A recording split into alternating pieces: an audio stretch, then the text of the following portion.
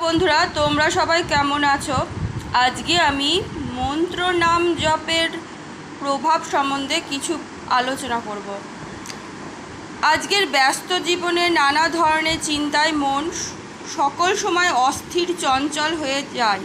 মন স্থির থাকলে শান্তি আনন্দ লাভ হয়। আধুনিক যুগে আমাদের যত দুঃখের কারণ হলো অস্থির চঞ্চল মন। মন স্থির থাকলে জীবনযাত্রায় উন্নতি শান্তি লাভ হয়। মন স্থির করার একমাত্র উপায় হলো ঈশ্বর চিন্তা তথা ঈশ্বরের নাম জপ সাধনা। আমরা সংসারী মানুষের মন নানান কর্মচিন্তায় সংসারী চিন্তায় এত বেশি নিমগ্ন থাকে, যার জন্য তাদের নানান দুশ্চিন্তা হয়। তার হাত থেকে মুক্তি পেতে গেলে মনকে স্থির করতে হয়। সেটা হয় ঈশ্বরের নাম জপের মাধ্যমে। আমরা হিন্দু ধর্মাবলী সমাজে আমাদের শাস্ত্রে 33 প্রকার দেবদেবীর কথা উল্লেখ আছে।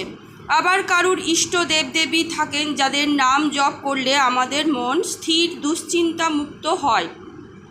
মন স্থির হলে সংসার জীবন কর্মজীবন এবং মানসিক শারীরিক সুস্বাস্থ্য লাভ হয়, জীবনে উন্নতি হয়।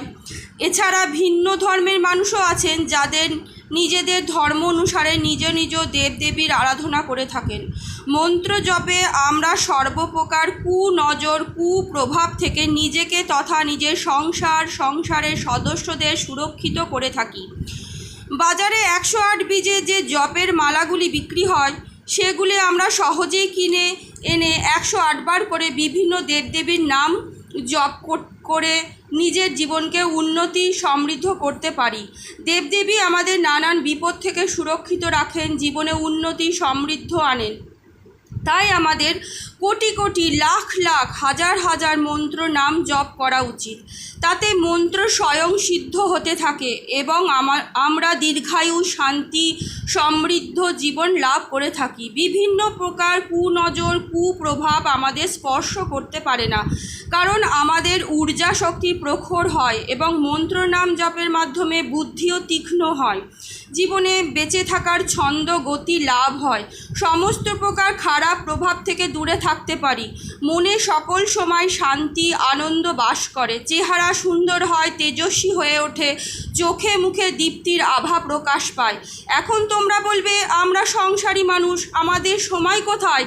ও কর্মব্যস্ত মানুষ, সময় কোথায়? কিন্তু আমরা সংসারী মানুষ বলেই তো সংসারে থেকেই বেশি বেশি করে ঈশ্বর নাম জপ করতে হবে, সংসারকে তথা নিজের পরিবারকে সুরক্ষিত করার জন্য। এখানে একটা কথা বলা ভালো যে আমরা যেমন প্রতিদিন সকাল সন্ধ্যা আমাদের ঠাকুর ঘরে ঠাকুরের সামনে ধূপ প্রদীপ জ্বালায়, প্রসাদ দিই ঠাকুরকে, তেমনি আমাদের নাম জপ করার সময় আমাদের বার করতে হবে। কোনো জোর জবস্তি নেই।